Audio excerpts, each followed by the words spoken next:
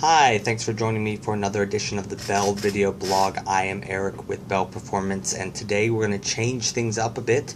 We've talked a lot in the past about fuels and lubricating oil and ethanol problems and biodiesel and diesel fuel, but we know that what goes into the engine is not the only thing that people are concerned about. There's a lot of people who are really interested in keeping their cars looking like new, looking as good as possible. So what we figured to do is we actually talked to some of the professionals who are, make their livelihoods on keeping cars looking great, the auto detailers.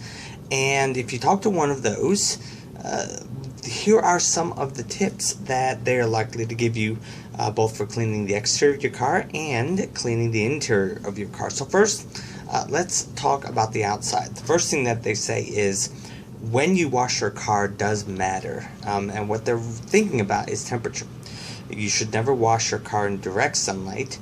You should preferably wash it in the shade, and you should wash it when the exterior is cool. If the exterior is hot, if it's been out in the hot sun all day and the metal and the fiberglass have heated up, then that causes the soap to dry too quickly, and this stains the exterior of the car, kind of ruins the way you're trying to get it to look, and means you're basically going to have to wash it again. So wash it in the shade, because that's what the professionals do. The next thing is it is useful sometimes if you have bugs and things stuck on the outside. You may want to consider using a pre-soak or a pre-wash. I know this means you kind of have to end up washing it twice, but a pre-soak, whether it's one that you have yourself or one that you buy, that will help get the stuck-on stuff off the outside, and that will make your main wash a lot more efficient. Third, this kind of soap that you use. They don't recommend that you have to use some expensive specialty soap. They say just use a mild soap, preferably liquid, and dilute it, and then for the actual washing of the car, use a large sponge, or you can get a car wash mitt. Professionals who do this for a living probably have the mitts, but a large sponge will do. Either one of those things do the best job at cleaning the car while also protecting the car's finish. And they say you have to use lots and lots and lots of water, and you have to rinse the car really well. Now is not the time to be skimping on water in the process. Now, as far as the steps that car detailers recommend for cleaning, they say do a little bit different than what most people do. Wash section by section, and that means wash it and rinse it. Now, what order should you do it in? Well, they recommend a top-to-bottom approach. So they start with the roof, then they go down and they hit the front hood and the back, whatever you want to call it, the top of the trunk, and then they go with the tops of the side panels, and then lastly the bottom of the side panels. Now, the roof and the top parts are the parts that tend to be the cleanest, and the bottom parts, like the bottoms of the side panels, those are the dirtiest. So you want to wash the top parts first, because everything that you rinse is going to be going down, and if you were to wash the bottom panels first, you would then, after you later wash the roof, you'd be rinsing all that dirt and all that stuff down onto the area that you already cleaned. So start from the top, clean section by section, rinse section by section. Now, you're going to have a bucket that's going to be full of soapy water, and that water is eventually going to get dirty.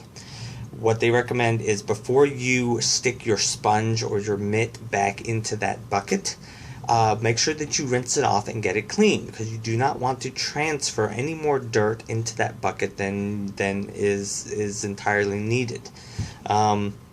Also, if you're cleaning the rims, the wheels and the rims, they say, the professionals say, actually don't use the same cloth or the same mitt to clean the wheels and the rims as you do for the other parts of the car. And that is because you're going to get brake dust and stuff on that sponge, and that brake dust is really going to scratch the finish if you then use that same sponge to wash other parts of the car. So they say use a separate sponge, a separate mitt to clean the wheels and the rims. After you're done rinsing They say dry it as soon as possible. Use a chamois. A chamois is an oldie but a goodie. It really does a great job of drying the car, getting the water off so you don't leave water spots. Now, what kind of wax and things should you use? Well, the detailers that we talked to said, even though there's a lot of expensive stuff out there, you don't really need to use an expensive product. They say something like Megars or Black Magic. Those are two products that were mentioned by name as being very good products that don't cost an arm and a leg to use. So don't feel like you have to use an expensive soap or some really expensive specialty wax or some other kind of cleaner. You really don't need those. The less expensive ones work just as well. Now, as far as the interior of the car, they say the first thing to consider in cleaning the interior of the car is that there are a lot of different types of materials that are used across a lot of the different automakers. There's not as much standardization as you would think. And what this means is it's hard to tell sometimes if the particular cleaner that you're proposing to use is going to be safe for the material in your particular car. So they say always, before you start, spot test that cleaner on an inconspicuous area. Just make sure it's going to be alright, because if not, you're going to end up leaving swirl marks and Lord knows what else that you may not be able to get out, and you really don't want that. Every car has areas where dirt settles and it's really hard to get to. And they say instead of trying to cram that vacuum cleaner head down in there, they say cycle your vacuum on and off so that it becomes more of a blower, and blow that dirt out from the area where you can't reach it into the area where it's more easily vacuumed up. That's a trick that they use to get the dirt out of the difficult places. There's also going to be cracks and crevices in places that are really, really hard to reach. And so what they recommend for those is a toothbrush and a paintbrush.